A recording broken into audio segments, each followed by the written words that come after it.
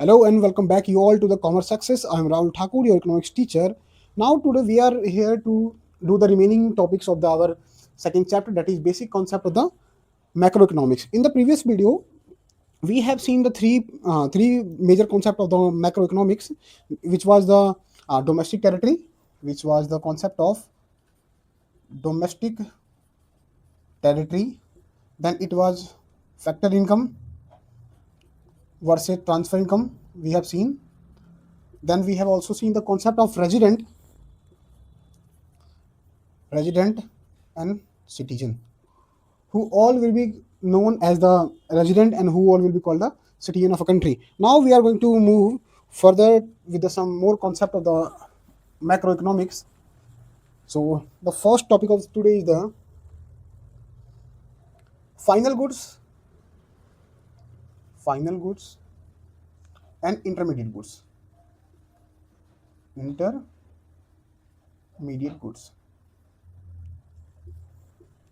Before knowing the final goods, the definition of final goods and the intermediate goods, so we need to know what is the actually definition of the goods. What the goods mean? Goods क्या होती हैं? Goods कोई भी वस्तु, कोई भी चीज, anything which satisfies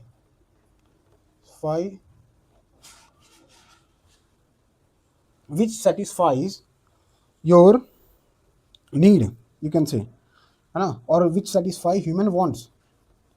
Human wants is goods. Okay, so now we can see that anything which satisfy your human wants, so it is known as a goods. Okay, now we have divided the whole now we have divided the goods into major in two categories, that is the final goods and the intermediate goods. Any goods which is directly consumed by consumers for satisfaction of their needs, that will be called the final goods. So any goods which directly consumed by consumer or used for investment by the firms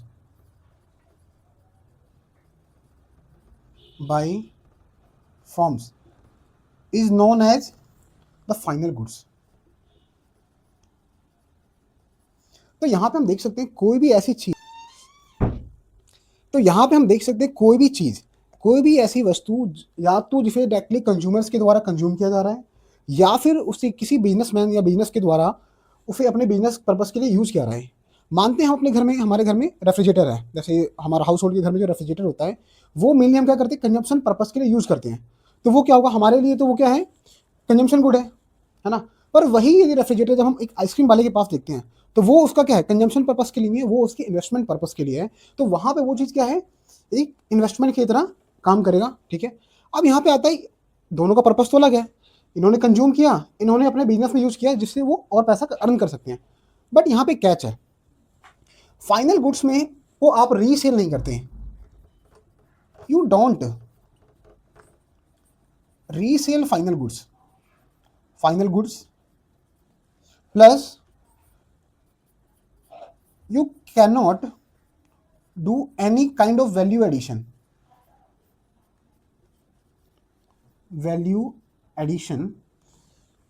to that thing. That's why this is the final goods. Okay, for example हम देखते हैं, आलू लेके आया, जो हमारे house hold है, एक हाउस होल्ड क्या पोटैटो लेके आया. ठीक है, अब वहीं पे एक हलवाई है ना, एक स्वीट मेकर है, मिठाई में बनाने वाला है यार, जो मोमोज बनाता है, मोमोज बनाने वाला है, मान लेते हैं वो लेके आया, या फिर एक रेस्टोरेंट है, वो लेके आए आलू. अब एक हाउस होल्ड आलू का क्या करेगा, अपने घर में बना के खा लेगा.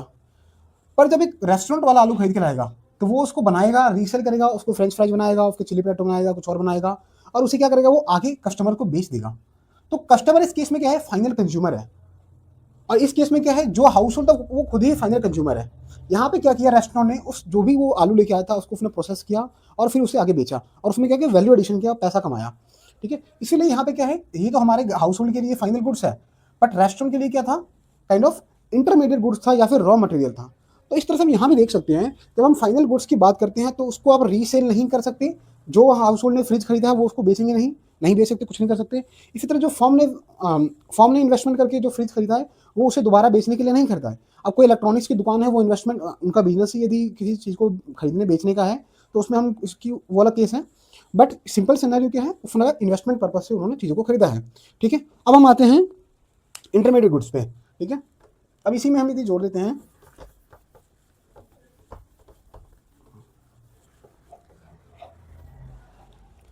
The goods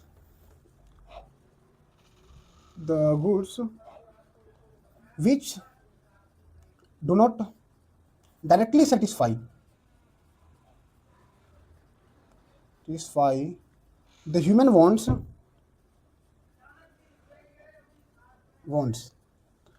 but use for further production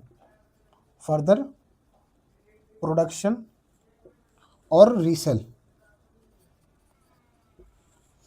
intermediate goods की क्या है सबसे खास फीचर क्या होगा, इंटरमीडिएट गुड्स को आप जब भी देखोगे तो उनका दो पर्पस होता है। पहला क्या है, वो पहला तो है कि वो आपकी जो नीड्स है उनको डायरेक्टली सेटिस्फाई नहीं करेंगे। यदि आप सीधा आलू लेके आए, रेस्टोरेंट वाला आया है तो आप सीधा आलू से उसका कुछ काम नहीं होने वाला, वो आलू को फर्दर प्रोसेस करेगा, उसकी टिक्की बनाएगा, फ्रेंच फ्राई बनाएगा, कुछ और सामान बनाएगा और फिर उसे आगे सेल करेगा।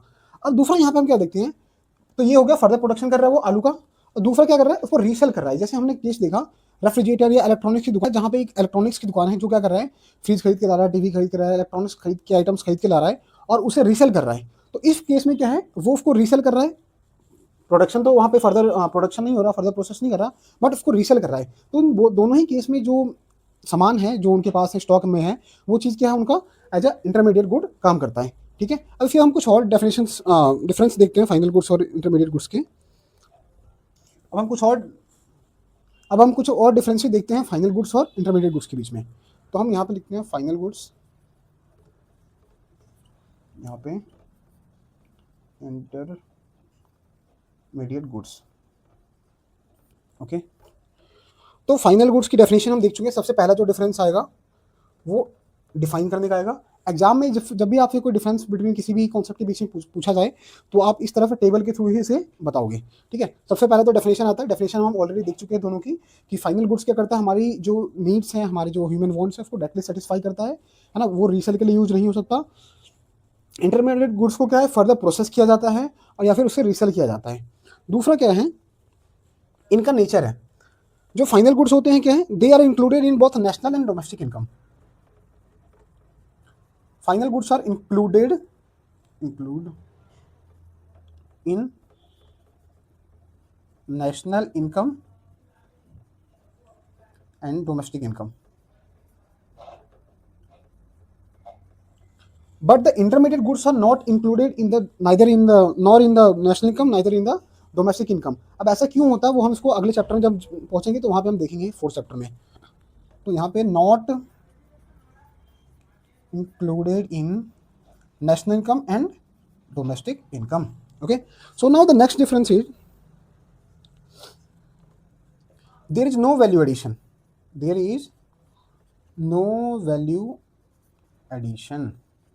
जब हाउस होल्ड आलू खरीद के लाएगा तो वो क्या उसमें कुछ वैल्यू एडिशन करेगा? वैल्यू एडिशन करने का मतलब है, मान लेते हैं आप 50 रुपये का आलू खरीद के लाए, अब उसमें आप कुछ प्रोसेस करोगे और बाहर बेच दोगे, तब वो वैल्यू एडिशन बना जाएगा। पर यदि आप घर में लेके आए हो, उसको बना के खा रहे हो, तो उसमें कोई किसी तरह का मॉनेटरी वैल्यू एडिशन नहीं हो रहा। ऑल्दो आप उसका कुछ डिश बना रहे हो, बट कोई मॉनेटरी वैल्यू एडिशन नहीं है, आपको बाहर नहीं बेच रहे हो, तो इसमें क्या है, कोई वैल्यू एडिशन नहीं होता। बट हमने देखा जो इंटरमीडिएट गुड्स है उसका जो प्राइम फीचर है क्या है, उसमें किसी न किसी तरह का फर्दर प्रोडक्शन होता है, उसमें किसी न किसी तरह से वैल्यू एडिशन किया जाता है। वैल्यू एडिशन इज डन, है ना, और रीसोल्ड कह सकते हैं हम इसको, दोनों ही चीज़ें होती हैं। पर जब घर में हम जो चीज़ें लेके आए हम उसे रीसोल्ड नहीं करने वाले हैं। अब यहाँ पे एक और चीज़ है, it is out of production boundary, out of production boundary and it is inside the production boundary.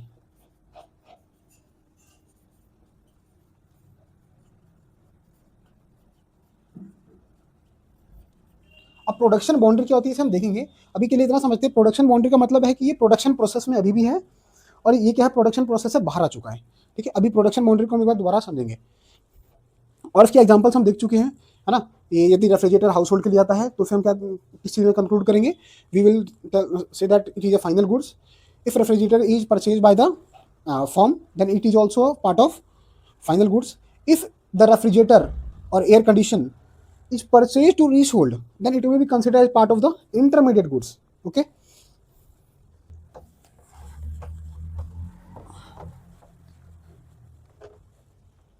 Now let's see what is the production boundary. Generally हम देखते हैं बहुत सारी जो जितने भी गुड्स हैं वो क्या एक प्रोडक्शन प्रोसेस से पास ऑन होते हैं। जब यदि कोई गुड्स प्रोडक्शन प्रोसेस में है तो उसे हम क्या कहेंगे, वो प्रोडक्शन बाउंड्री के अंदर है। इस तरह से मान लेते हैं, हम एक एग्जांपल लेते हैं इस तरह से, ये कि हमारी प्रोडक्शन बाउंड्री है। अब इस प्रोडक्शन बाउंड्री के अंदर हम क्या क्या प्रोड्यूस करें वो देखते हैं। अब एक हमें मान लेते हैं हमें ब्रेड केक बनाना है, तो केक के लिए हमें सबसे पहले क्या चाहिए, वीट चाहिए। फिर उस वीट का हम क्या करेंगे, फ्लोर बनाएंगे। उस फ्लोर का क्या है, केक बनेगा। और फिर वो केक फाइनली, है ना, सोल्ड कर दिया जाएगा। तो यहाँ पे ये केक क्या है एक्चुअली बाद में क्या करेगा, प्रोडक्शन बाउंड्री से बाहर आता है। मान लेते हैं पहले वीट हमने ग्रो किया, किसान ने वीट ग्रो किया, उसने वो वीट क्या किया, चक्की वाले को बेच दिया, है ना, मिल ओनर को बेचा। उस मिल ओनर ने उसका क्या किया, आटा बनाया। उस आटे का उसने क्या किया, बेकरी वाले को बेच दिया। अब बेकरी वाले ने क्या किया, उसका केक बनाया। और केक बना के उसने क्या किया, फाइनली सोल्ड आउट कर दिया किसको, एक फाइनल कंज्यूमर को। तो इस तरह से देखिए इन तीन प्रोसेस में जो भी गुड्स इन्वॉल्व हैं, जो इंटरमीडिएट गुड्स इन्वॉल्व हैं, जैसे वीट, फ्लोर, केक, इन सब में क्या है, किसी न किसी तरह का वैल्यू एडिशन किया जा रहा है। जैसे हमने क्या किया, वीट का आटा बनाया, आटे का केक बनाया, या वीट का मैदा बनाया, मैदे का हमने केक बनाया। और जब यहाँ पे फाइनली केक को सोल्ड आउट कर दिया गया तो ये क्या हम कह सकते हैं, ये जो गुड्स है, जो केक है हमारा, वो क्या है, आउट ऑफ प्रोडक्शन बाउंड्री है। ठीक है, ठीक है, प्रोडक्शन बाउंड्री।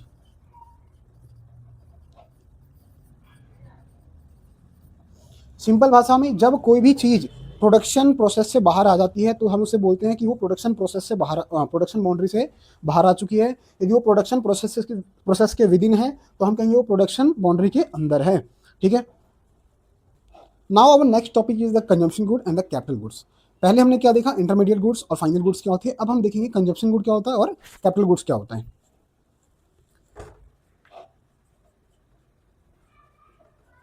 कंजम्पशन गुड और कैपिटल गुड।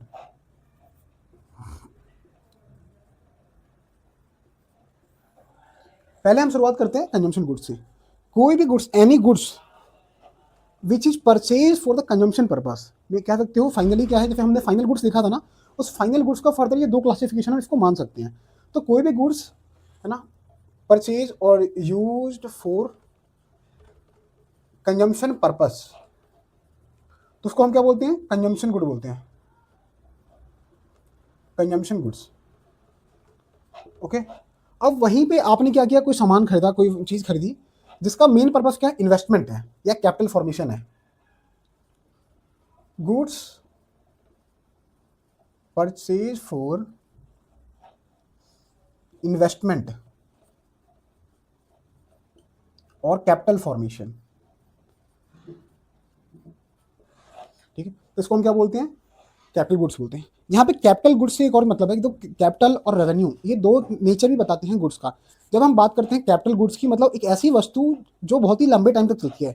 जैसे मान लेते हैं आपने एक बाइक खरीदी, है ना। अब ऐसा तो नहीं कि वो बाइक आपने आज खरीदी और कल खत्म हो जाएगी, वो आपके साथ कई सालों तक रहेगी। तो वो एक तरह से क्या है, कैपिटल गुड्स आप कह सकते हैं। ऐसी चीज़ें जो लंबे समय तक आपके साथ रहती हैं उनको भी कहते हैं हम। ठीक है, पर यहाँ पे जो हमारा पूरा इसमें मतलब है, कैपिटल गुड्स का मतलब है जो गुड्स इन्वेस्टमेंट के लिए या फिर कैपिटल फॉर्मेशन के लिए यूज होती है, उसको हम क्या बोलते हैं, कैपिटल गुड्स कहते हैं। ठीक है, और ये लंबी चलने वाले गुड्स होते हैं, फिक्स असेट भी होते हैं। जैसे मान लो आपने एक मकान खरीदा जिसको आप रेंट पे देने वाले हो, है ना, या उस पर आप कोई कॉमर्शियल प्रॉपर्टी ली आपने और उस पर आप कोई बिजनेस खोलने वाले हो, तो वो क्या है, लंबे टाइम तक आपके साथ रहेगा और वो लंबे टाइम तक वहाँ पे रहेगा। तो ये इसका नेचर क्या है, एक कैपिटल नेचर में है। अब वहीं पे आप देखो, आपने एक ऐसी चीज़ खरीदी, अब वहीं पे आपने देखो कि आपने क्या किया, कुछ खाने पीने की चीज़ खरीदी, तो वो क्या होगा, आपने खाया पिया और काम खत्म, पैसा वसूल हो गया। तो इस केस में क्या है, इसको हम कंजम्पशन गुड बोलते हैं और ये क्या है, कैपिटल गुड्स है। अब यहाँ पे एक और डिफरेंस हम इसमें और कर सकते हैं। जैसे मान लेते हैं एक कारपेंटर है, जो कारपेंटर क्या करता है, अलग अलग फर्नीचर्स बनाता है। अब उसके पास वो अपने प्रोडक्शन प्रोसेस में बहुत सारी चीज़ों का इस्तेमाल करता है। बहुत सारे टूल्स होते हैं, जैसे मान लेते हैं हैमर है ना, टूल्स हो गए, ड्रिल मशीन होती है और भी बहुत सारी चीज़ें होती हैं, स्टेपलर होता है, बहुत सारी चीज़ें। तो ये एक दफ़े क्या है, कैपिटल गुड्स है। कैसे? जब वो हैमर का यूज करेगा फर्नीचर बनाने के लिए, क्या वो हैमर भी प्रोडक्शन प्रोसेस में कंज्यूम हो जाएगा? नहीं ना। बट वहीं पे वो जिस फर्नीचर के साथ जिस लकड़ी से क्या है, वुड से वो क्या कर रहा है, फर्नीचर बना रहा है, वो उस प्रोडक्शन प्रोसेस में क्या है, कंज्यूम हो जाएगा। तो इसलिए क्या है, हम उसको भी क्या बोलेंगे, एक तरह से कंजम्पशन गुड्स कह सकते हैं। ठीक है। बट ये कहीं ना कहीं बहुत ये इंटरमीडिएट की तरफ आ जाता है, क्योंकि प्रोडक्शन प्रोसेस में पूरी तरह से यूज हो जाता है। पर जब हम कैपिटल गुड्स की बात करते हैं, वो चीज़ें जो लॉन्ग टाइम तक चलती है और प्रोडक्शन प्रोसेस में इस्तेमाल नहीं होती हैं। मान लेते हैं जूता बनाने की मशीन है, जब हम जूता बनाएंगे तो ऐसा नहीं है कि जो मशीन है वो भी प्रोडक्शन प्रोसेस में खत्म हो जाएगी। हाँ, वेयर एंड टेयर होगा, जिसको हम डेप्रिसिएशन कहते हैं, बट द पूरी की पूरी machine as a intermediate goods या एज ए रॉ मटेरियल खत्म नहीं हो सकती। ठीक है। अब इसके अलावा इसमें और भी हम डिफरेंस देखते हैं।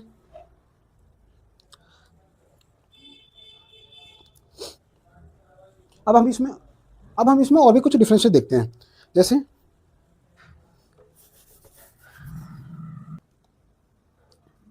दे directly satisfy human needs, human wants कह सकते हैं, सो हैव डायरेक्ट डिमांड।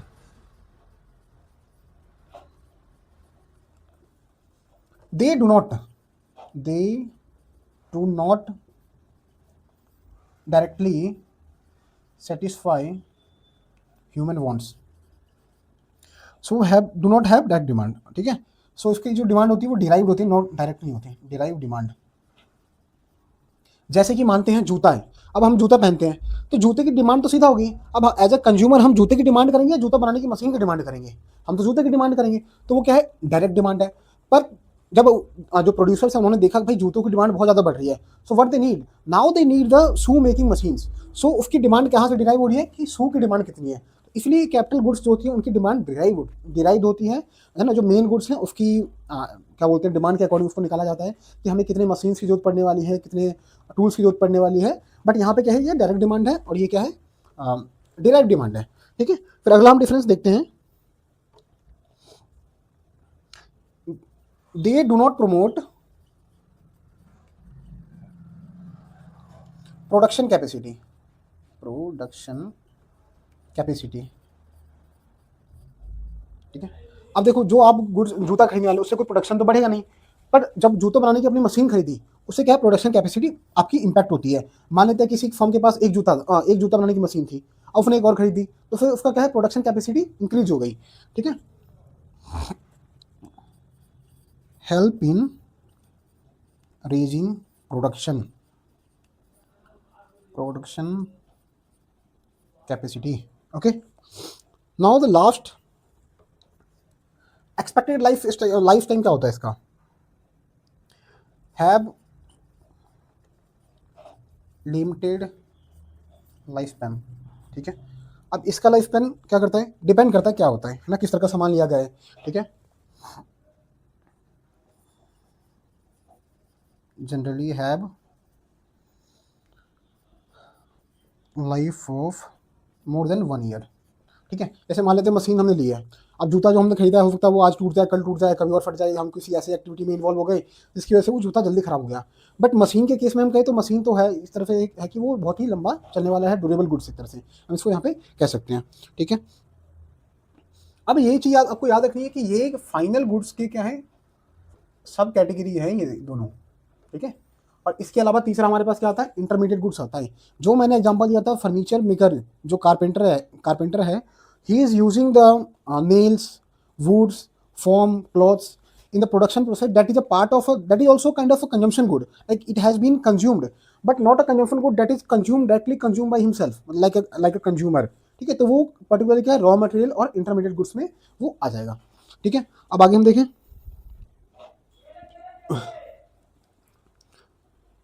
अब हम कंजम्पशन गुड्स की कुछ और कैटेगरीज देखते हैं जिन्हें हम अपनी नॉर्मल डे लाइफ में भी इस्तेमाल कर सकते हैं और हम कैटेगराइजेशन के में इसका यूज करते हैं। सबसे पहला आता है ड्यूरेबल गुड्स, फिर आता है सेमी ड्यूरेबल गुड्स,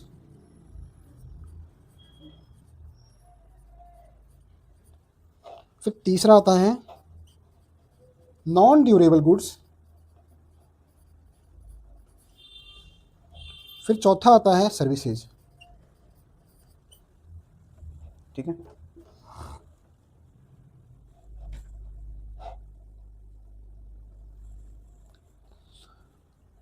अब ड्यूरेबल गुड्स वो गुड्स होती है जिनकी लाइफ स्पैन क्या होती है, बहुत लंबी होती है।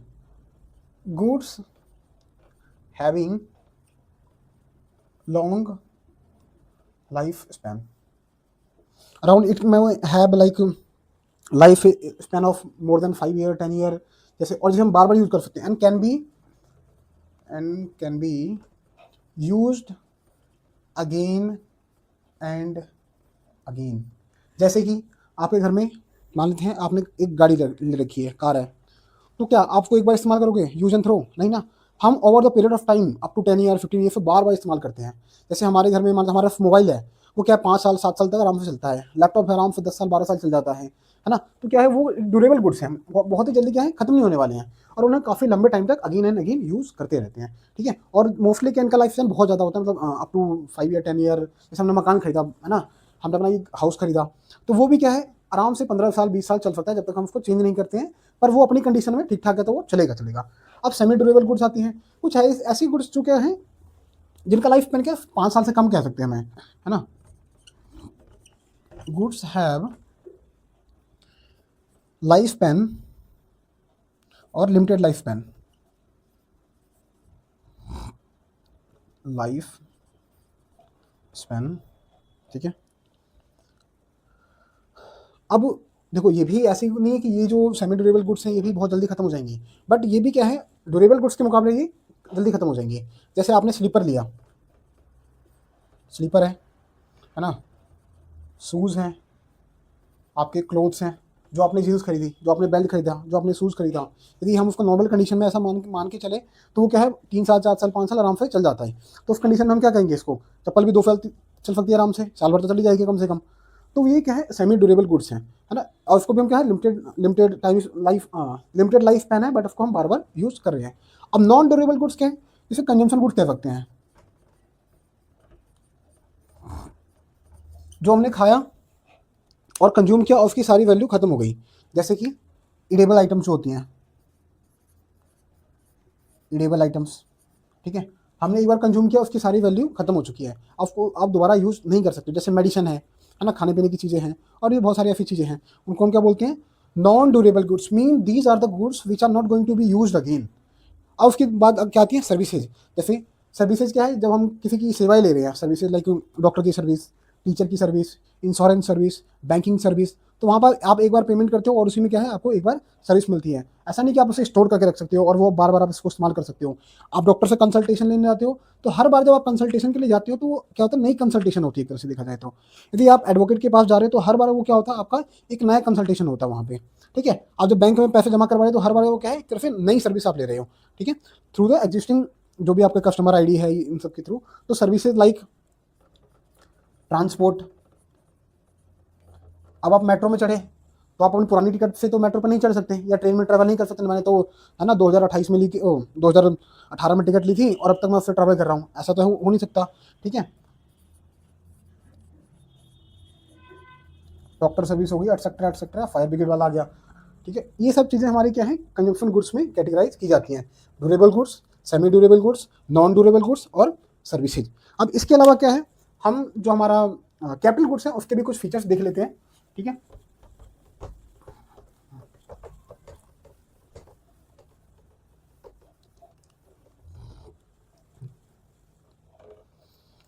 अब देखते हैं कैपिटल गुड्स के फीचर। अब कैपिटल गुड्स का क्या है, पहला तो क्या है प्रोडक्टिव पर्पस के लिए यूज होता है, ये हम देख चुके हैं। जब भी हम कैपिटल गुड्स को अपनी कंपनी में लाएंगे, अपनी इंडस्ट्री में लगाएंगे, तो उससे क्या होगा हमारी प्रोडक्शन कैपेसिटी बढ़ जाएगी और हम पहले से ज़्यादा काम कर पाएंगे। ठीक है, दूसरा इसका फीचर क्या है, दूसरा फीचर है ये मैं पहले ही बता चुका हूँ, they do not lose their identity, their identity in production process. ठीक है, जब भी मशीन के थ्रू हम प्रोडक्शन करते हैं तो ऐसा नहीं कि वो मशीन उसी प्रोडक्शन में पूरी तरह से खत्म हो जाती है। हाँ, ये ज़रूर हो सकता है कि मशीन में कुछ खराबी आ जाए, वियर एंड टियर हो जाए, कोई टूट-फूट हो जाए, बट ऐसा नहीं कि पूरी की पूरी मशीन ही प्रोडक्शन प्रोसेस में कंज़्यूम हो गई। जैसे हमने एग्ज़ाम्पल लिया फर्नीचर, जब फर्नीचर मेकर सोफ़ा बना रहा है तो वो क्या कर रहा है, उसमें जो सोफ़े में फ़ोम यूज़ कर रहा है, कील यूज़ कर रहा है, कपड़ा यूज़ कर रहा है, तो ऐसा नहीं कि जो कपड़ा इस एक पहले सोफ़े में उसने यूज़ किया वही वो दूसरे सोफ़े में यूज़ करेगा। बट वो हैमर वो अगले सोफ़े में यूज़ करेगा, उसके अगले में, और वो करता रहेगा। यदि कोई मशीन है तो उस तरह से ही वो चीज़ें होती रहेंगी, ठीक है? जैसे शूज़ बनाने शू मेकर है, तो वो एक ही मशीन से क्या है बहुत सारे शूज़ बना देगा। तो जो कैपिटल गुड्स होते हैं वो अपना प्रोडक्शन प्रोसेस में अपनी आइडेंटिटी को नहीं खोते हैं, और ये चीज़ 11th क्लास में भी थी हम। फिर इसके अलावा क्या है, they have derived demand that we have already seen in the difference between the consumption good and the capital goods, ठीक है? और capital goods are usually durable,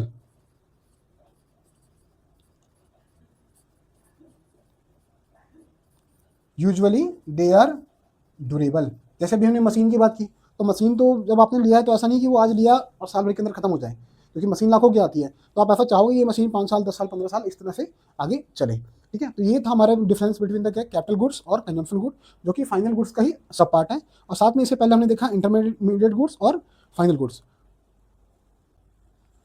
अब हम बढ़ते हैं अपने नेक्स्ट टॉपिक की तरफ, जो कि है ग्रॉस इन्वेस्टमेंट,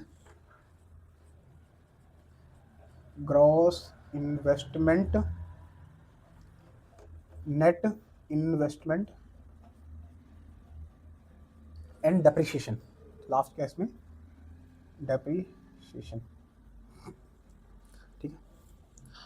अब समझते हैं सबसे पहले इन्वेस्टमेंट होती क्या है। इन्वेस्टमेंट का सीधा मतलब क्या है, आपने किसी भी चीज़ में पैसा लगाया है ना। इन्वेस्टमेंट क्या है, कैपिटल फॉर्मेशन। कैपिटल फॉर्मेशन का सीधा मतलब है आपने किसी भी चीज़ में पैसा लगाया जिसके थ्रू आपने क्या किया, असेट बनाया। असेट क्या है, वो चीज़ें जो आपको लॉन्ग टर्म में फायदा देती है। इन्वेस्टमेंट का मतलब क्या है, कैपिटल फॉर्मेशन। कैपिटल फॉर्मेशन मैंने बता दिया। मान लेते हैं आपने क्या किया, आपके पास पैसे थे और आपने एक कैब खरीदी है ना, फिर उसको आप कैब को क्या करते हो, ओला को रेंट करने के लिए दिया या उबर को रेंट करने के लिए दिया। तो इस केस में जो कैब है वो क्या है, आपका असेट है जो आपको मनी कमा के दे रहा है। और उसको जब आप कैब को बेचोगे भी तो उसको बेचने से भी आपको कुछ ना कुछ पैसा मिल जाएगा। तो इस केस में वो क्या है, आपका इन्वेस्टमेंट है या फिर कैपिटल फॉर्मेशन आपने जो किया है, ठीक है? या फिर इसको आप नॉर्मल भाषा में अपना एसेट भी कह सकते हो। वो चीज़ जिससे आपको क्या है, बेनिफिट मिलता है, पैसा मिलता है, प्रॉफिट मिलता है, जो भी आप इसको कहना चाहो वो कह सकते हो। अब इसको तो हम बोलते हैं जनरल भाषा में इन्वेस्टमेंट, ठीक है? अब ग्रॉस इन्वेस्टमेंट की बात क्या कहाँ आती है, जब हम बात करते हैं ग्रॉस इन्वेस्टमेंट की,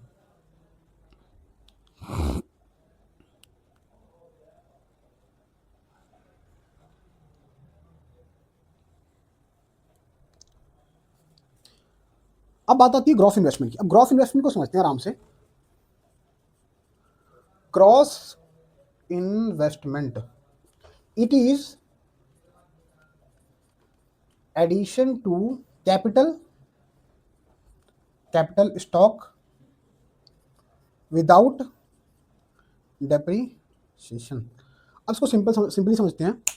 मान लेते हैं आपके पास एक कैब थी, है ना, आपने एक ओला के लिए आपने एक कैब खरीदी थी। अब आप क्या चाहते हो, आप एक और कैब खरीदते हो, है ना, क्योंकि आपके पास पैसे आ चुके हैं, आप चाह रहे हो अपने बिजनेस को एक्सपेंड किया जाए, आपने एक और गाड़ी खरीदी। तो ग्रॉस इन्वेस्टमेंट क्या हुआ, पहले इन्वेस्टमेंट आपका इतना था, एक गाड़ी का मान लेते हैं इसकी कीमत थी 10 लाख रुपया। अब आपने एक और गाड़ी खरीद ली, इसकी फिर कीमत होगी 10 लाख। तो ये क्या है, 10 + 10 कितना हो गया, 20 हो गया, है ना। मान लेते हैं आपने पिछले साल ही आपके पास गाड़ी थी और इस साल आपके पास ये 10 लाख की गाड़ी, एक और गाड़ी आपने ली है। तो पिछले साल आपका इन्वेस्टमेंट था 10 लाख का, इस साल आपका इन्वेस्टमेंट हो चुका है 10 लाख का, और मतलब 10 + 10 20। इसको हम क्या बोलते हैं, ग्रॉस इन्वेस्टमेंट कहते हैं। बट क्या सच में ये जो गाड़ी पिछले साल 10 लाख रुपए की थी, उसकी वैल्यू इस साल भी प्रेजेंट ईयर में भी 10 लाख की ही होगी? क्या इस गाड़ी की कोई वैल्यू घटी नहीं होगी? घटी होगी। तो उसको हम क्या करते हैं, इस वैल्यू को हम घटा दें तो उसको हम क्या बोलते हैं, डेप्रीशिएशन बोलते हैं। यदि वैल्यू को आप नहीं घटाते हो और उसको एग्जैक्ट वैल्यू पे ही जोड़ते रखते हो तो उसे हम क्या बोलते हैं, ग्रॉस इन्वेस्टमेंट। एग्जाम्पल, एक और एग्जाम्पल के साथ समझते हैं इसको। मान लेते हैं आपने मोबाइल फ़ोन खरीदा 2022 या 23 में, मान लेते हैं आपने एक मोबाइल फ़ोन खरीदा और आज 2026 में आप उस मोबाइल फ़ोन को बेचना चाहते हो और वो फ़ोन था 20,000 का। तो क्या जब आप फ़ोन को 2026 में बेचोगे तो उसको आप 2026 में जो फ़ोन को बेचोगे, क्या आप उसको 20,000 में ही बेचोगे या उसकी वैल्यू पहले से कम होगी? पहले से कम होगी। तो वैल्यू पहले से कम क्यों हो रही है? हो सकता है फ़ोन की टेक्नोलॉजी पुरानी हो गई हो, जो आपके फ़ोन था उसमें 2 कैमरे थे, उसमें सॉफ्टवेयर अपडेट्स नहीं आए हो, बहुत सारे ना आए हो, कैमरा उसका हो सकता है बहुत ही पुअर क्वालिटी का हो गया हो, या उसमें बहुत कुछ गिर गिर गया हो, उसकी वजह से उसमें कुछ हो सकता है डिफेक्ट आ गया हो, इसकी वजह से क्या है उसकी वैल्यू को आपने गिरा दिया। बट यदि अभी भी आप इस जिद पे मान पकड़ के बैठते हो नहीं नहीं मेरा फ़ोन तो 20,000 का ही है, तो आप क्या कहोगे इसको? आप कहोगे कि आप अपने फ़ोन की क्या है ग्रॉस वैल्यू बता रहे हो, बट जो उसमें वियर एंड टियर हुआ है, जो फ़ोन खराब हुआ है, उसकी वजह से उसकी वैल्यू घटेगी कुछ ना कुछ। वो जो वैल्यू घटना होता है उसी को हम क्या बोलते हैं? Depreciation. That is the fall in the value of asset. आपके असेट की वैल्यू में घटना, आपके असेट की वैल्यू को घट जो आपकी असेट की जो वैल्यू घटती है उसे हम क्या कहते हैं? डेप्रिसिएशन कहते हैं। ठीक है, हम नेट इन्वेस्टमेंट, अब इसी में हम नेट इन्वेस्टमेंट को भी समझते हैं। जैसे हमारी गाड़ी की कीमत थी, हमने देखा पहली गाड़ी की कीमत थी 10 लाख, दूसरी साल जब हमने दूसरी गाड़ी ली तो उसकी कीमत भी थी 10 लाख, और दोनों मिला के क्या हो गया? 20 लाख। बट यदि आप देखो जो पुरानी गाड़ी है उसकी वैल्यू में कुछ ना कुछ रिडक्शन हुआ होगा, कुछ ना कुछ वैल्यू घटी होगी। फॉर एग्जाम्पल हम मान लेते हैं इसकी वैल्यू 2 लाख से घटी होगी, तो इसकी जो एक्चुअल प्राइस है इस गाड़ी की वो कितनी हो चुकी है? 8 लाख, और प्लस नई वाली गाड़ी 10 लाख। तो हमारा टोटल इन्वेस्टमेंट 20 लाख ना होके कितना हो जाएगा? 18 लाख। यदि आप इसे अभी भी मानते हो कि ये हमारी गाड़ी की जो वैल्यू है 20 लाख ही है, तो ये क्या है? ग्रॉस वैल्यू है, ग्रॉस वैल्यू। ठीक है, पर यदि जो डेप्रिसिएशन जो वैल्यू फॉल हुआ है, डेप्रिसिएशन जो लगा है, यदि आप इसको कंसीडर करते हो, मानते हो नहीं नहीं मेरी गाड़ी में कुछ ना कुछ वैल्यू घटी होगी, और हर कंपनी हर फर्म क्या करती है? अपने असेट्स में कुछ ना कुछ तरह का डेप्रिसिएशन दिखाती है। ठीक है, और उसकी आपने डेप्रिसिएशन दिखा दिया, उसके बाद जो आप वैल्यू बता रहे हो अपने इन्वेस्टमेंट की, वो आपका क्या है? Net investment. ठीक है, तो आप नेट इन्वेस्टमेंट को, जैसे हमने ग्रॉस इन्वेस्टमेंट को देखा कि वो क्या है? It is addition to the capital stock without depreciation. But वहीं पे जब हम इस चीज को देख लें, पर अब जब हम देखते हैं नेट इन्वेस्टमेंट की डेफिनेशन, तो उसमें हम क्या देखते हैं? It is addition to capital stock after considering, after depreciation कह सकते हैं आप। मतलब कि जो आपने नेट वैल्यू बताई है, अब नेट इन्वेस्टमेंट बताई है, उसमें क्या है? आपने बताया कि जितने भी वैल्यू है उसकी ओरिजिनल वैल्यू बताई है। जैसे मोबाइल के केस में क्या था? आपका मान लेते मोबाइल की वैल्यू पिछले 3 साल में 5,000 रुपये गिर चुकी है, तो जो मोबाइल आपने 20,000 का लिया था उसकी अब नेट वैल्यू कितनी होगी?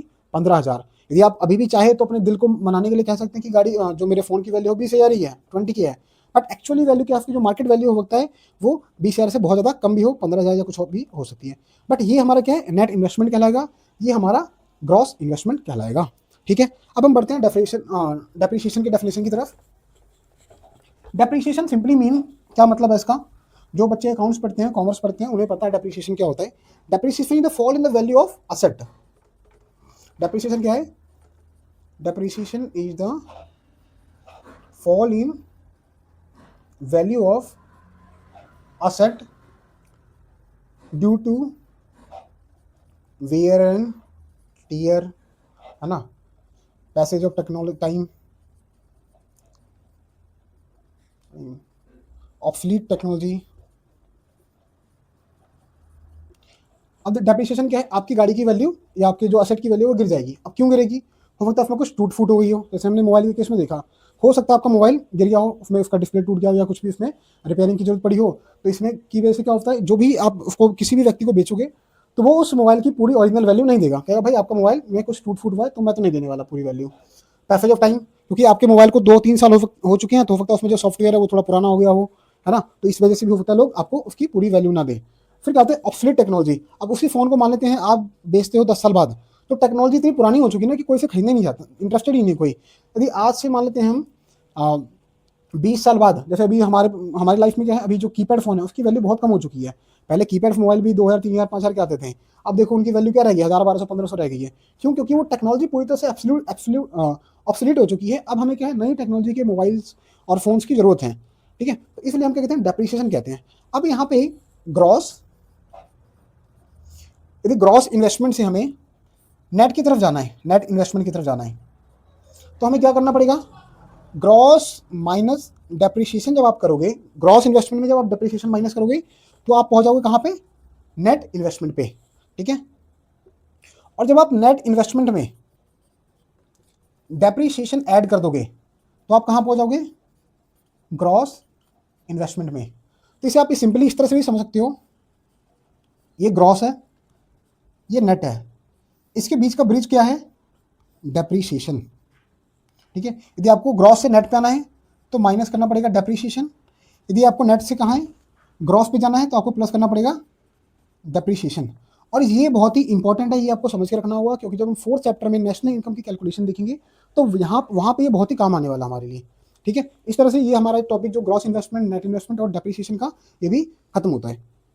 अब हम इसके बाद बढ़ते हैं अगले टॉपिक की ओर। अब इस तरह से हमारा क्या है, जो एक और टॉपिक था ग्रॉस इन्वेस्टमेंट, नेट इन्वेस्टमेंट और डेप्रिसिएशन का, ये भी खत्म होता है। बट उससे पहले एक और चीज मैं आपको बताना चाहूंगा, डेप्रिसिएशन के साथ एक और वर्ड यूज होता है जो कि है कैपिटल लॉस। अब इसको समझते हैं थोड़ा सा।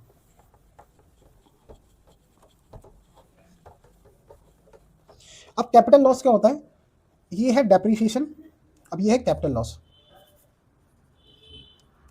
कैपिटल लॉस, अब डेप्रिसिएशन में हमने जनरली क्या देखा, वेयर एंड टीयर हो गया, है ना, वेयर एंड टीयर हो गया, ऑब्सोलीट टेक्नोलॉजी हो गया, ठीक है, या किसी और वजह से क्या है, जो भी हमारे पास असेट है, फोन है, मशीन है, गाड़ी है, कुछ भी है, उसकी वैल्यू क्या है, ईयर ऑन ईयर फॉल होगा, year on year fall in value, fall in value. But जब हम कैपिटल लॉस की बात करते हैं तो ये एकदम तबाही है, मतलब पूरा तबाही कर देता है ये। जैसे कि मान लेते हैं कहीं पे बाढ़ आ गई, अचानक से बहुत ही हाई मैग्नीट्यूड का भूकंप आ गया, तो वहाँ पे सारी चीज़ें अचानक से तबाह हो जाएंगी। तो उस केस में हम चीज़ें को क्या बोलेंगे, वो डेप्रिशिएट नहीं हुई है, वो उसमें कैपिटल लॉस हुआ है। जैसे मान लेते हैं नेपाल में 2015 में बहुत भयंकर भूकंप आया था, वहाँ बहुत सारी क्या बिल्डिंग्स क्या गिर गई थी, और बहुत सारा और भी तरह का लाइफ का लॉस भी हुआ था। तो उस केस में वो क्या था, कैपिटल लॉस था। तो हरदम याद रखना, डेप्रिसिएशन और कैपिटल लॉस दोनों एक चीज़ नहीं है, दोनों अलग अलग चीज़ें हैं। कैपिटल लॉस और डेप्रिसिएशन में क्या है, चीज़ें जो असेट ऑफ की वैल्यू ईयर ऑन ईयर धीरे धीरे फॉल होती है, गिरती है, उसके बाद उसे आप स्क्रैप में भी बेच सकते हो, जो मशीन है, गाड़ी है, कुछ और है तो। बट कैपिटल लॉस में अचानक से तबाही मचती है, कोई भी नेचुरल डिजास्टर आ सकता है या किसी और तरह का डिजास्टर आ सकता है। मान लेते किसी बिल्डिंग में आग लग गई और अचानक जितनी फाइल्स थी, जितने कंप्यूटर्स थे, सब तबाह हो गए, जल गए। तो उस केस में क्या है, ये अच्छा डेप्रिसिएशन नहीं है, कैपिटल लॉस है। ठीक है, तो इसी को आपको याद रखना है, डिफरेंस हरदम हो सकता है कभी क्वेश्चन बन जाए इससे, तो आपको ये ध्यान रखना है। अब हम नेक्स्ट टॉपिक बढ़ते हैं, जिसका नाम है नेट इन डायरेक्ट टैक्स। अब ये क्या है, नेट इनडायरेक्ट टैक्स। अब नेट इनडायरेक्ट टैक्स का क्या मतलब होता है, उससे पहले हम समझते हैं टैक्स क्या होता है। अब टैक्स क्या है, सिंपली जब गवर्नमेंट आपसे कुछ क्या है, जो भी आपने गुड्स एंड सर्विसेज खरीदा, उसके बदले में गवर्नमेंट क्या करती है, आपसे कुछ पैसा एज अ टैक्स लेती है। कोई भी वैल्यू जो ले रही है सरकार, उसको हम क्या बोलते हैं, टैक्स बोलते हैं। ठीक है, और ये कंपल्सरी पेमेंट होता है।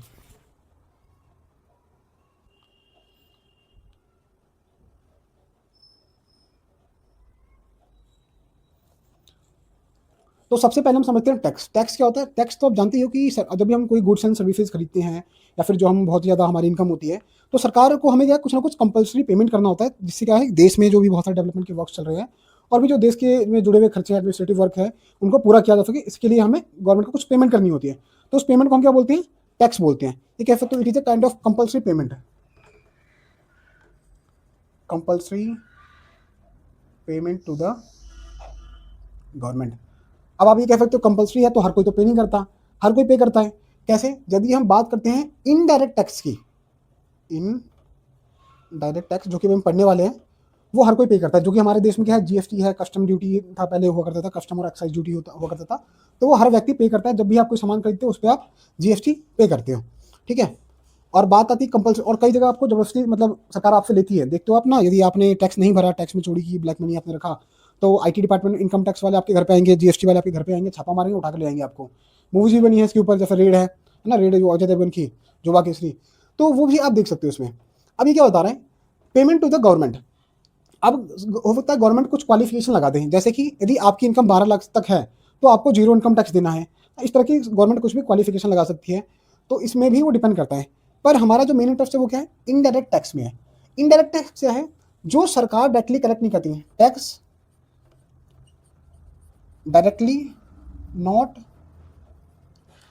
कलेक्टेड बाय गवर्नमेंट, है ना। और कह सकते हो tax levied on goods and services, goods and services produced in the economy. जो भी आप इकोनॉमी के अंदर क्या करो, गुड्स एंड सर्विसेज प्रोड्यूस कर रहे हो, उस पर जो भी टैक्स लगाया जाएगा, एक तरह से वो क्या है, इनडायरेक्ट टैक्स होगा। और इनडायरेक्ट टैक्स गवर्नमेंट डायरेक्टली खुद कलेक्ट नहीं करती है। जैसे कि आपने मान लेते हैं कुछ सामान खरीदा, 1 करोड़ खरीदा, है ना, मान लेते हैं फूड आपने ये खरीदा या कोक खरीदा। अब आप क्या टैक्स किसको भरोगे? आप डायरेक्टली जाके सरकार को टैक्स नहीं दोगे, जी ये रखो जीएसटी, है ना, हमने कुरकुरा खरीदा है। नहीं, आपसे कौन लेगा? वो शॉपकीपर लेगा। वो शॉपकीपर क्या करेगा? पास ऑन कर देगा होलसेलर को, वो होलसेलर मैन्युफैक्चरर को दे देगा, फिर मैन्युफैक्चरर से वो गवर्नमेंट के पास चला जाएगा। तो इस तरह से क्या है, इसमें पूरे चैन में, टैक्स कलेक्शन के चैन में गवर्नमेंट डायरेक्टली इन्वॉल्व नहीं है, इसलिए इसको हम क्या बोलते हैं? इनडायरेक्ट टैक्स बोलते हैं। अब यहाँ पे बात आती है नेट इनडायरेक्ट टैक्स की। तो टैक्स के अलावा यहाँ पे एक और कॉन्सेप्ट आता है सब्सिडी का। जिस तरह से सरकार टैक्स हमसे लेती है ना, तो आप सब्सिडी को समझ सकते हो नेगेटिव टैक्स। मतलब इसमें क्या होता है? Financial assistance by the government, financial assistance by government. जैसे कि अभी आप देख सकते हो दिल्ली में या फिर बहुत सारे राज्यों में क्या है, जो महिलाओं के लिए बस फ्री है ना।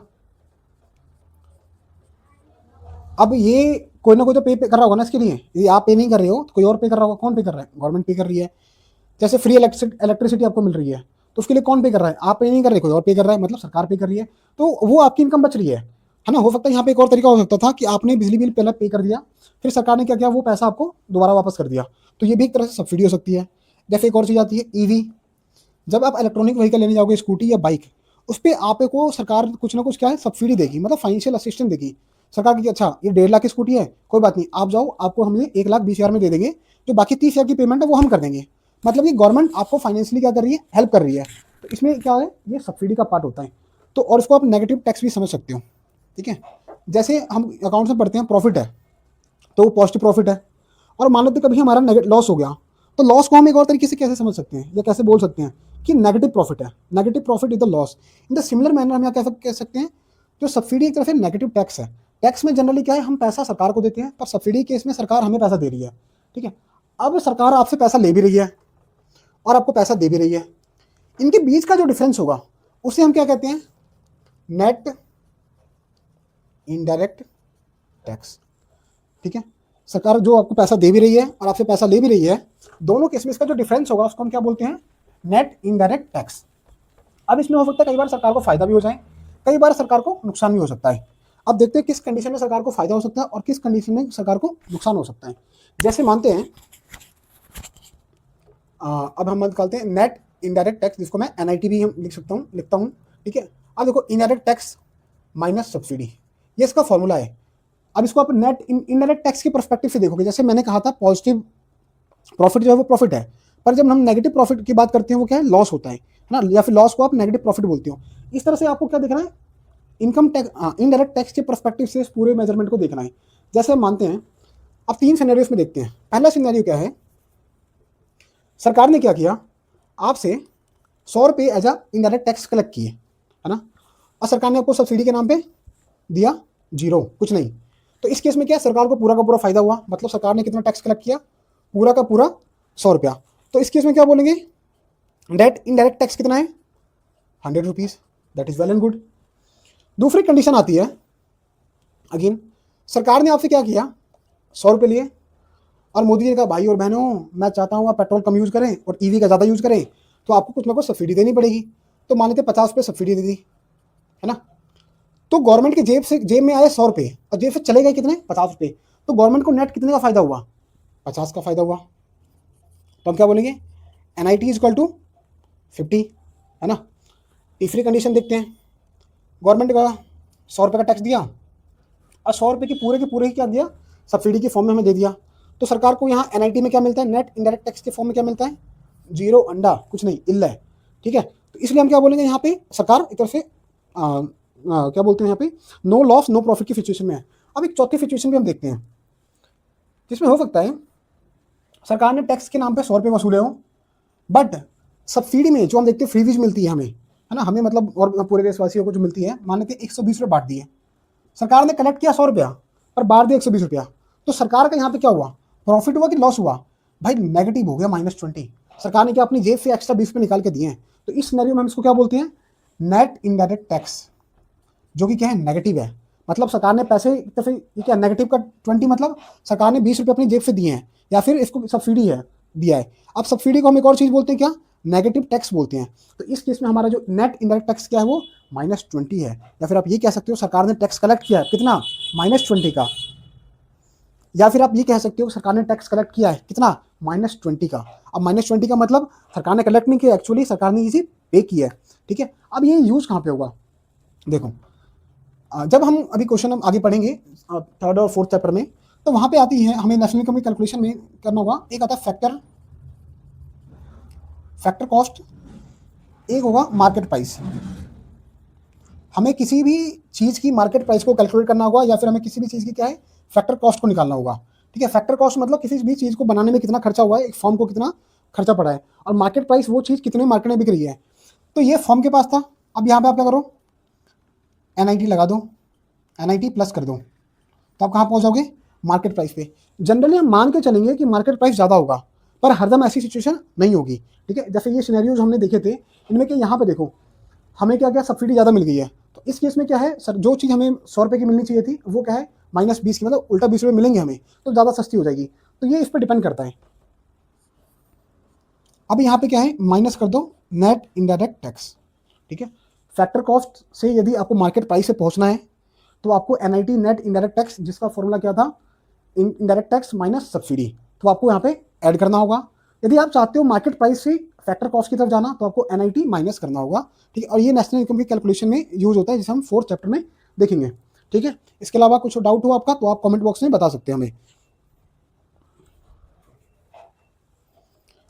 अब हमारा अगला टॉपिक है net factor income from abroad.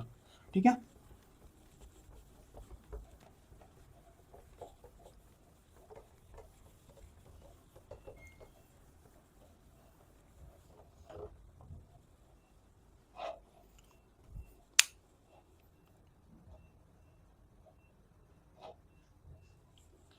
अब हमारा अगला टॉपिक है net factor income from abroad. मान लेते हैं, अब ये क्या होता है, net factor income from abroad. अब यहाँ पे आपको गौर करना है ना, फोकस करना है किस पे, वर्ड पे, net factor income from abroad, मतलब कि फैक्टर इनकम पे बात करनी है। जैसे बहुत सारे लोग हम देखते हैं कि वो इंडिया से बाहर गए अर्न करने, और जो उनकी फैमिलीज यहाँ पे है वो क्या कर रही है, वो उनको पैसा भेजते हैं। तो इस केस में हम क्या बोलेंगे, वो जो पैसा अर्न कर रहे हैं वो क्या है, फैक्टर इनकम है या ट्रांसफर इनकम है। कमेंट में बताओ आप कि यदि कोई व्यक्ति जो इंडिया से बाहर है और वो अपनी फैमिली के लिए पैसा भेज रहा है, तो वो फैक्टर इनकम है या फिर ट्रांसफर इनकम है। ठीक है, बट इस सिनेरियो में देखो, हम फैक्टर इनकम तीन चीज़ों को ही फैक्टर इनकम मानते हैं। जो भी व्यक्ति बाहर गया है, यदि वो ये तीन तरह से इनकम जनरेट कर रहा है, तो उसे हम क्या करेंगे, फैक्टर इनकम का पार्ट मानेंगे, अदरवाइज नहीं मानेंगे। पहला क्या होता है, नेट कंपनसेशन ऑफ एम्प्लॉयज, मतलब कि कोई पर्सन सैलरी अर्न कर रहा है ना, या किसी और तरीके से उसे जो एम्प्लॉयमेंट बेनिफिट्स मिल रहे हैं उसकी जो वैल्यू होगी उसको हम यहाँ पे नेट कंपनसेशन ऑफ एम्प्लॉय में जोड़ देंगे। फिर उसके अलावा net income from property and entrepreneurship,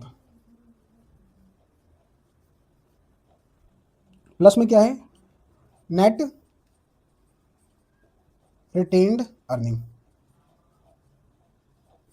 ठीक है, यदि कोई भी व्यक्ति जो इंडिया से इंडियन है और वो यदि इन तीन तरह से पैसा कमा रहा है बाहर से, विदेशों से, तो उसको हम क्या बोलेंगे, वो net factor income from abroad कमा रहा है। सीधा मतलब क्या है, वो बाहर से विदेश से पैसा कमा रहा है। ठीक है, अब वो कैसे होगा, वो सैलरी वैलरी के फॉर्म में उसकी हो सकती है। दूसरा क्या है, income from property and entrepreneurship, जिसको हम रेंट कह सकते हैं और प्रॉफिट भी कह सकते हैं, एंटरप्रेन्योरशिप से पैसा मिलता है। और नेट रिटेन अर्निंग का मतलब जो होता है, जो कंपनीज होती हैं जो हमारी मान लेते हैं इंडियन कंपनी जो बाहर है जो पैसा कमा रही है एज अ प्रॉफिट, तो उनको हम इसमें डालते हैं। ठीक है, अब इसके देखते हैं, इसको दो कंपोनेंट होते हैं। Net factor income from abroad को हम NFIA भी कहते हैं, शॉर्ट में NFI बोलते हैं इसको। अब इसके दो कंपोनेंट है, पहला क्या है, फीफा। फीफा मतलब फैक्टर इनकम फ्रॉम अब्रॉड। अब इसमें माइनस करते हैं क्या, FITA, factor income to abroad. क्या है, फैक्टर इनकम टू अब्रॉड। ठीक है, अब इसको सिंपली समझते हैं हम। यदि कोई आदमी, मान लेते हैं ये इंडिया है, अब वो इंडिया से बाहर है ना, और बाहर से पैसा कमा के इंडिया के अंदर ला रहा है, तो उसे हम क्या बोलेंगे, he is earning the income from abroad, means he is earning factor income from abroad, तो ये क्या है, फीफा हो जाएगा। अब वहीं पे हो सकता है बहुत सारे नॉन इंडियंस क्या भारत के अंदर रह रहे हैं, इंडिया में रह रहे हैं, अब वो जो पैसा अर्न करेंगे वो क्या करेंगे, अपने अपने रिस्पेक्टिव कंट्रीज में बेचेंगे, भेजेंगे, तो उसे हम क्या बोलेंगे, फैक्टर इनकम टू अब्रॉड। समझ में आ रहा है आपको? जैसे मान लेते हैं बहुत सारे इंडियंस के हैं, इंडिया से बाहर गए अर्न करने के लिए, और वहां से जो पैसा अर्न करके लाएंगे तो उसको हम क्या बोलेंगे, factor income from abroad, from abroad. और उसी तरह जो बहुत सारे नॉन इंडियंस हैं जो इंडिया में आए हुए हैं, काम कर रहे हैं, और वो जो पैसा कमाएंगे वो भी क्या करेंगे, अपनी होम कंट्री को भेजेंगे, तो उसे हम क्या बोलते हैं, factor income to abroad, to abroad. अब इसको सिंपली ऐसे समझें कि टोटल जितने भी इंडियंस बाहर अर्न कर रहे हैं उन्होंने कितना पैसा, मान लेते हैं $100 बिलियन इंडिया में कमा के वो लेके आए, है ना, $100 बिलियन हमारे कंट्री में आया। अब वही मान लेते हैं $30 बिलियन हमारी कंट्री में जो नॉन इंडियंस थे उन्होंने कमा के बाहर भेजा, तो इनका गैप कितना हो गया, कह सकते हो अराउंड $70 बिलियन, जो कि हमारे लिए अच्छा है इस एग्जाम्पल के अकॉर्डिंग। क्यों? क्योंकि $100 बिलियन आपने बाहर की कंट्री से अर्न किया और $30 बिलियन बाहर के लोग आपकी कंट्री से कमा के ले गए, तो इसका जो गैप है वो क्या है, इसी गैप को हम क्या बोलते हैं, net factor income from abroad. इसको भी उसी पर्सपेक्टिव से देखना, इसको भी उसी पर्सपेक्टिव से देखना है जैसे हमने देखा था एनआईटी को। आपका पर्सपेक्टिव क्या होना चाहिए, ये नहीं कि हमें कितना आया कितना गया, हमें ये देखना है हरदम किसके, NFI, net factor income from abroad की पर्सपेक्टिव से, कि जैसे negative profit is the loss या loss is the negative profit, तो यहाँ पे इसको पर्सपेक्टिव से देखना है। इस केस में क्या हमारा पॉजिटिव एनएफआई है, मतलब कि हमने बाहर से कमाया ज़्यादा और बाहर को हमने पे कम किया। अब इसमें भी अलग अलग सिनेरियो हो सकते हैं। अब इसके कुछ सिनेरियोज पे हम नजर डालते हैं, ठीक है। अब ये जो चीज़ है ना, इनका भी, इसका भी इस्तेमाल क्या होता है दोबारा, जब हम कैलकुलेशन करते हैं नेशनल इनकम की, वहाँ पे इसका यूज होता है। जैसे अब मानते हैं एक scenario, net factor income from abroad, इसका फॉर्मूला क्या है, फीफा, मतलब factor income from abroad minus FITA, factor income to abroad, ठीक है। अब मान लेते हैं जैसे पहला सिनेरियो हमने देखा, ₹100 हमने बाहर से अर्न किया और ₹30 हमने बाहर को बेचा, मतलब बाहर को भेजा, तो अल्टीमेटली देखा जाए तो हम $17 बिलियन के फायदे में है। तो यहाँ पे नेट फैक्टर इनकम हमारा क्या होगा, एनएफआई जो हमारा है पॉजिटिव $70 बिलियन हो गया, है ना। अब यहाँ पे दूसरी चीज देख सकते हैं, $100 बिलियन हमने बाहर से अर्न किया और $100 बिलियन ही हमने क्या किया, बाहर को भेज दिया, तो इस केस में हमारा एनएफआई क्या है, 0, शून्य, है ना। अब तीसरा सिनेरियो क्या सकता है, हम मान लेते हैं हमने $100 बिलियन बाहर से अर्न किया, बट बाहर की कंट्री को हमने $120 बिलियन भेज दिया, तो इस केस में हमारा एनएफआई क्या है, कितना है, -$20 बिलियन। तो इस सिनेरियो हम क्या कहेंगे, हमने विदेश से पैसा कमाया, कितना कमाया, -$20 बिलियन, मतलब कि हमने कुछ कमाया नहीं, एक्चुअली हमने पे किया है। पर जो कहने का पर्सपेक्टिव क्या है, वो net factor income from abroad की पर्सपेक्टिव से, इसलिए हम यहाँ क्या बोलेंगे, yes we have earn the money, but how much, -$20 billion, means we have paid out the money. ठीक, अब इसका इस्तेमाल नेशनल इनकम की कैलकुलेशन में किस तरह होता है, इसको फटाफट देखते हैं। यदि आपको डोमेस्टिक इनकम निकालनी है, निकाल लिया आपने डोमेस्टिक इनकम, और डोमेस्टिक इनकम से आपको नेशनल इनकम निकालनी है, या है ना इनकम, तो वहाँ पे आपको ये काम आएगा। क्योंकि हम जब बात करते हैं net factor income from abroad की, वो तब इस्तेमाल होता है जब हमें ये कैलकुलेट करना होता है कि हमारे देश के लोगों ने मिलकर, जो हमारे नेशनल्स हैं, हमारे सिटीजन्स हैं, उन सब ने मिलकर कितना पैसा अर्न किया, ठीक है, या कितनी वैल्यू का गुड्स प्रोड्यूस किया। अब यहाँ देखो, यदि आप डोमेस्टिक इनकम पे हो, डोमेस्टिक का मतलब कि आपकी कंट्री के विद इन बाउंड्री के अंदर, चाहे वो इंडियंस है या नॉन इंडियंस है, उन सब ने मिलकर कितना अर्न किया, उसको आप किसका पार्ट बोलोगे, डोमेस्टिक इनकम का पार्ट बोलोगे। बट आपको अब नेशनल इनकम निकालना है कि हमारे इंडियंस ने कितना किया है, तो इसमें क्या करोगे आप, नॉन इंडियंस को आउट कर दोगे और जो इंडियंस बाहर है उन्हें इन कर दोगे। तो इसलिए इसमें कैलकुलेशन की जा रही है, जो इंडियंस बाहर है उन्हें आपने इन किया और जो नॉन इंडियंस इंडिया में है उनको आउट कर दिया आपने। तो यहाँ पे क्या करोगे आप, फॉर्मूला प्लस कर दोगे एनएफआईए। यदि आपको डोमेस्टिक इनकम से नेशनल इनकम पे आना है तो आप क्या करोगे, प्लस कर दोगे एनएफआईए। पर वहीं पे आपको एनएफआई, नेशनल इनकम से डोमेस्टिक इनकम पे जाना है तो आप क्या करोगे, माइनस कर दोगे एनएफआईए, ठीक है। इस तरह से आप क्या कर सकते हो, डोमेस्टिक इनकम और नेशनल इनकम को निकाल सकते हो। अब ये हमारा जो चैप्टर है basic concept of the macro economics, ये हमारा कंप्लीट हो चुका है। यदि आपको कोई डाउट हो या कुछ और भी चीज़ें हैं तो आप यहाँ पे कमेंट बॉक्स में लिख सकते हैं, ठीक है। तब तक के लिए क्या है, तब तक के लिए आप इस चैनल को सब्सक्राइब करो, लाइक करो और वीडियो को अपने दोस्तों के साथ शेयर करो। और आने वाली जो नेक्स्ट वीडियोज आएंगी उसमें हम स्ट्रेटेजी पे भी बात करेंगे और क्या क्या हमारे इंपॉर्टेंट टॉपिक्स हो सकते हैं, है ना, 12th क्लास के लिए, तो उस पर भी हम बात करेंगे, ठीक है। Thank you.